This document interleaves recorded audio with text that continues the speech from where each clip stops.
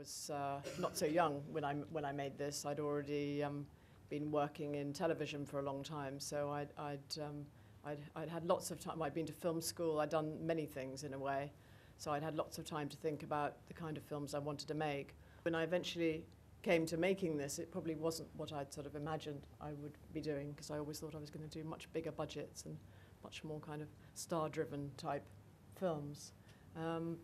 I mean, in terms of the influences, it's sort of hard to pinpoint exactly, but there were many which were not just cinematic ones. I think one of the triggers for me to finally get into making my own films was painting. So I think there were painters that I admired, and I'd started doing my own painting, and somehow that untapped something in me that just made me think, yes, I've just got to get on and do the things I want to do to create. But I mean, in terms of specific influences, Eric Rohmer had always been a very big influence of mine ever since film school, and I've sort of loved all his films. But I was very concerned not to sort of try and kind of mimic him. Not that it's even possible. I mean, he's such an amazing, or was such an amazing filmmaker. But I suppose there was a sort of touch of Eric Rohmer in there. When you say you worked a lot in TV, you also did music.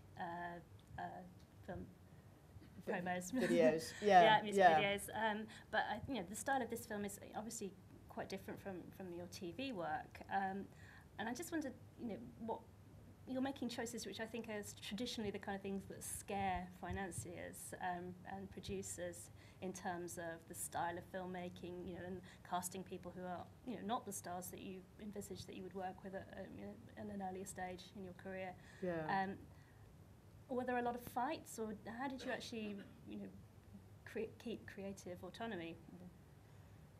By keeping it very, very small. I mean, this was made on a minuscule budget, and I always hate talking about small budgets, and I hate the term low budget, actually, that gets thrown at films, because actually Eric Rohmer, if one looks at the sort of cost of what his films are, he was a low-budget filmmaker, except he's never described as such. But anyway, this was made with a very small amount of money for the reason that I wanted to keep that autonomy. I wanted to have that freedom, and I didn't want to have lots of executive producers looking over my shoulder telling me what to do. I'd had enough of that in television, because I'd worked for at least 10 years making television drama and constantly either being thrown out of the cutting room or being overruled. And I'm sort of now allergic to that, which is why I sort of work in relatively insular particular way. But it's just about keeping the money very, very, very small, and then there are less people to tell me what to do.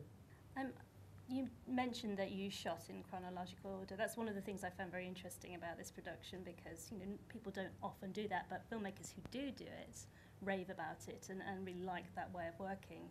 And you say you're going to continue working in that way. I mean, definitely. Would you think it's helpful for you, or is it helpful for the actors, or everyone? Or well, sort of selfishly, I think sort of first and foremost, and having worked in television where I would do sort of multi-episodes of things where you're out of story order, not just for one episode, but across sort of, say, 5 episodes, and it really does your head in. Can we talk a little bit about the casting? Because, I mean, obviously there are 2 performances that really stand out, 2 incredible actors, the amazing Catherine Worth, who is just extraordinary in this film, and Tom Hiddleston, who has just gone through the roof with his career has just gone kind of stratospheric. How did you come about sort of finding these 2 actors? Tom was recommended to me by the casting director we were working with, Lucy Bevan, and she'd seen Tom at his graduation play at RADA, also both from RADA, interestingly. So I'm very grateful for Lucy having found Tom. And well, you all know he's doing wonderful things. He's in, not that he needs any publicity, but anyway, he's in Avengers at the moment, which I haven't seen yet. But he's doing well, and yet he still wants to do smaller films like mine, which is really great. So he's going to have a probably rather small part in the next one, but anyway, we'll see. I haven't really worked that out. This does sort of raise an issue, which I think is something that needs to be talked about. I mean, this is a season which is celebrating female filmmakers, and obviously that by extension stories about women. But it is unfortunate that, you know, of the two actors that really shone, you know, it's the young male that's gone on to get cast in lots of things, whereas there aren't that many stories for women of, you know, 40 plus. Yeah. And I think, obviously, I think we've talked about this before, but it's kind of an uncomfortable truth at the moment in the industry. Do you find it's harder to get stories like that made? Well, I, touch wood, haven't had a problem with that, but that's partly because I'm sort of working in the way that I've explained, you know, in sort of very small budgets. But I think that I'm sure the pressure is on if you're working with a bigger budget. If I suddenly said I wanted to do something for sort of 10 million, I'm sure I'd have the executive producer saying, well, you know, you can't possibly cast somebody from that age group. You know, we'll lose our young audience. Everyone's obsessed with youth. It's getting absurd. I hope there will be a sort of backlash against that. But I certainly haven't had the pressure myself, but I see other people under that pressure. Yeah.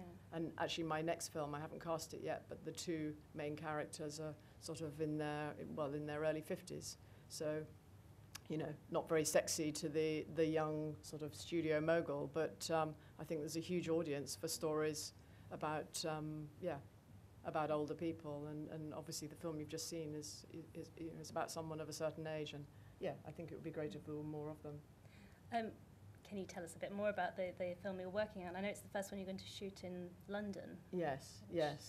I'm a little bit cagey about it because if I start hearing myself describe what I'm going to do, I could easily put myself off and think, I'm not sure if that's a really great idea. Or one of you might say, well, that sounds really terrible, and then that would just completely, you know, the whole thing would explode in flames.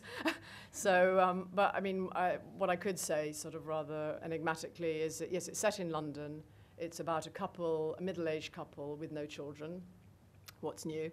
And they're grappling with actually moving, sort of uprooting themselves from a place they've lived in for nearly 20 years. So it's about moving, it's about changing, moving from a place you love, and the difficulties of those changes. But there's also themes again about not having children. So I'm dealing with that, and I'm dealing with the sort of anxiety that I think is prevalent, or I can speak personally, a sort of anxiety I feel living in London.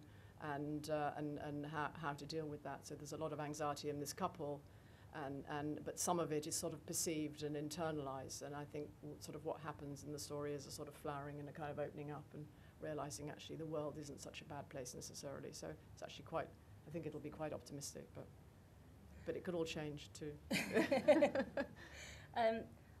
Obviously you haven't started filming in London yet, but do you anticipate, I mean, it's probably going to be slightly more difficult to shoot in London, whereas, you know, I think when you were shooting in Italy, you were able to actually do a lot of it without having to seek permission, and without even people being aware that you were filming a film in some cases. Yes. Well, I in a way, I'm hoping to sort of create a similar sort of environment, strangely, within London. I'm locating. I'm telling you much more than I expected to, but I'm locating it in a very specific bit of London, and sort of even just a few streets of a neighbourhood. And so we're hoping to get a sort of blanket agreement for filming in this neighbourhood, so that then there's no you know, you don't have to get permission for each little place you move to. It's all sort of contained within one place. So in a way, like Archipelago, and as you say, with Unrelated, I'm sort of creating kind of our own little island, which I hope that we'll even be able to live in as well, so that we keep the cast and crew together, because that was one of the key things with both films so far, is that we've all managed to live together, so we have all our meals together, and there's no sort of hierarchy, and it's very... It's fun. It's fun as well as, you know, getting the work done. So it's trying to create the same thing here. I would actually like you to just say a little bit about your film club, which you've been telling me about. So I think that's a really interesting thing that you've been doing, which is somewhat distracting you from your filmmaking work. But I think it'd be really interesting to talk about that as well. Yeah, no, I'm really glad you mentioned that, actually, because it's a really nice thing that I've started doing, which is nothing to do with my own work. It's about getting other people's work seen that maybe would not be easily seen. I mean, I sort of grew up in London very much in that sort of rep cinema time in the 80s where you could sort of see everything all day and night. I mean, you go to amazing screenings sort of all night. You go and see Bertolucci's 1900 at the Gate and you'd sort of come out of the cinema at 4 in the morning. I mean, we just don't have that anymore.